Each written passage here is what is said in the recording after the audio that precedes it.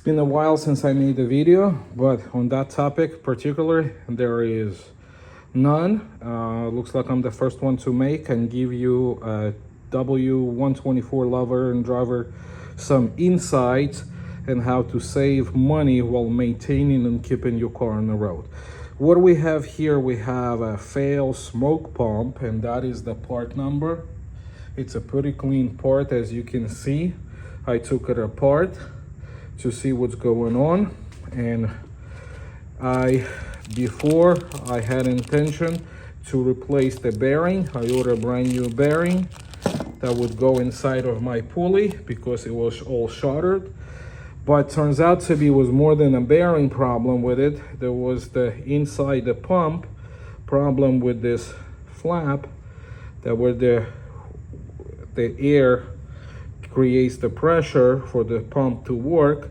One of those feelers in between failed, and you see it's missing.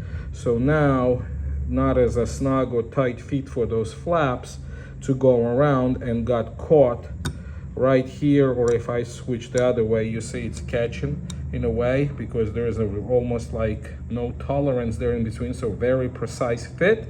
So that got stuck. Pressure from the Semperton belt. Of course, the clutch, that whole pulley, it was twisted from another side, and you see it lost the circumference. So it was a lot of going on, got jammed, and snapped my belt. But instead of fixing this, I went a different route, and I'm not gonna do that. And I'm running my car without a smoke pump, and I'll show you what I did and with what I did.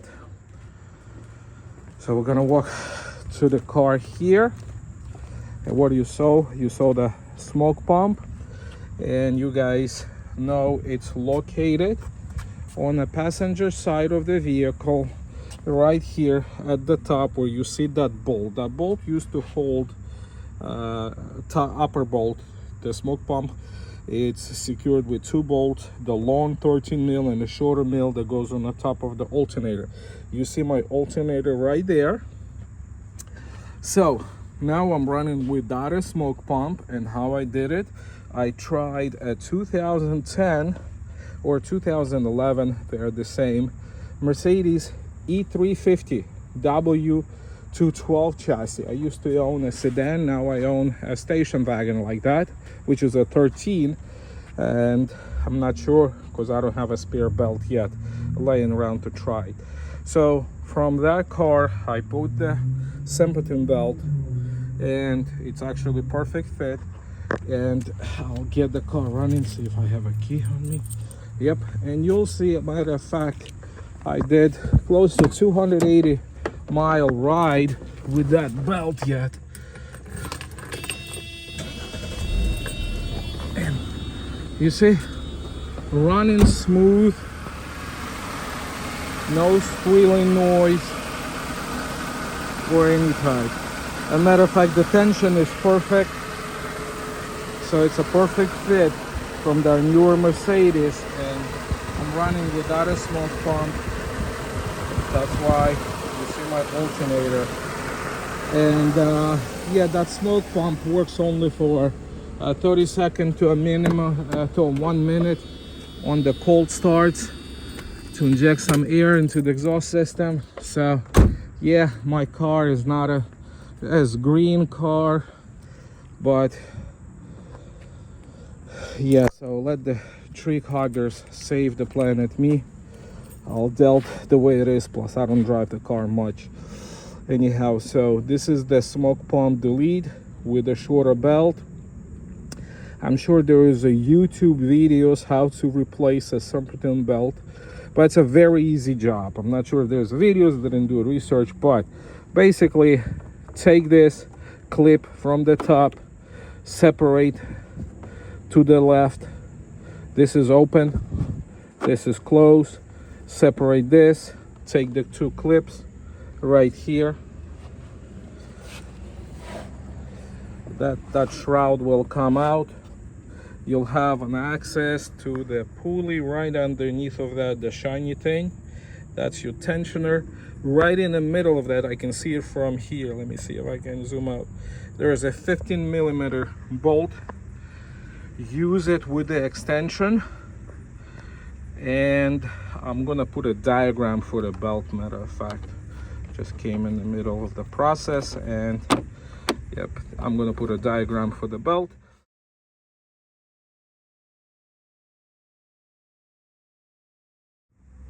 And when replacing a belt, this is the type of ratchet I used, the extended one with the 15mm.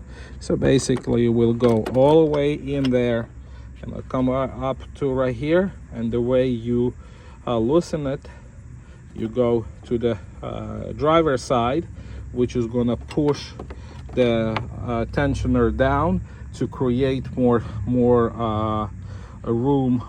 Will loosen it so you can get that belt on the top of the idler pulley.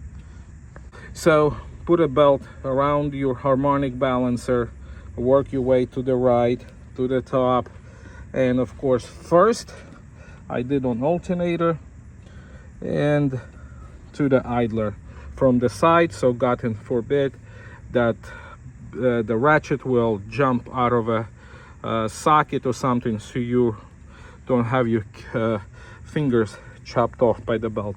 So work smart as far as that, or if you have someone to help you. Yeah, so it's right there, the idler. Once you get this out, that shroud, you have you'll have a good 5, maybe 6 inches of workspace, which is really easy to do. It's a 15-minute job. I'm sure there's videos on a belt out there, but just last second giving a bonus video. Also, I fixed my fog lights. All of a sudden my fog lights are stopped working, and I'll make another video on a lot of electronics troubleshooting on these older vehicles, and it's a very simple fix. I just ordered a bunch of stuff. It's gonna come in a day or two, and I'll post another video as far as that. A lot of you interior lights or headlights not working, it's actually a very easy maintenance thing. So there it is. I'm gonna wrap up this video. I don't make videos very often, but I do have a lot of views, likes and comments, which makes me, even with this video, to post another video. Even I don't post them on a regular basis, only when something I'm fixing and I don't find a video, so I decide to post. So please, if you find this video helpful, please subscribe and like the video, comment, so I know I will create more content like this as we go. Thank you for watching.